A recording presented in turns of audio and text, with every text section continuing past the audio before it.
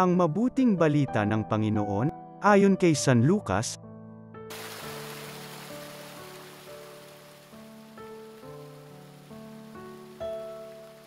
Noong panahong iyon, sinabi ni Jesus sa kanyang mga alagad, may isang mayaman na may isang katiwala.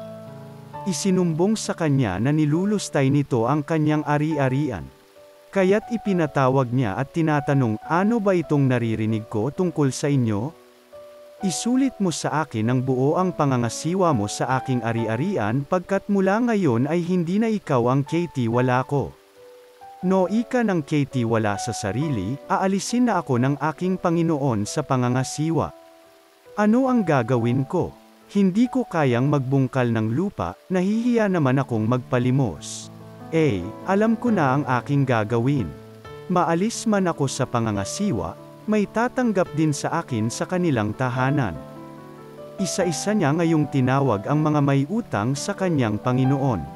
Tinanong niya ang una, gaano ang utang mo sa aking Panginoon? Sumagot ito, 100 tapayang langis po. Ito ang kasulatan ng iyong pagkakautang. Dali, maupo ka't gawin mong 50, sabi ng katiwala. At tinanong naman niya ang isa, ikaw, gaano ang utang mo? Sumagot ito, 100 kabang trigo po. Ito ang kasulatan ng iyong pagkakautang, wika niya. Isulat mo, 80. Pinuri ng Panginoon ang magdarayang katiwala dahil sa katalinuhang ipinamalas nito. Sapagkat ang mga makasanlibutan ay mas mahusay gumawa ng paraan kaysa mga makadiyos. Ang mabuting balita ng Panginoon.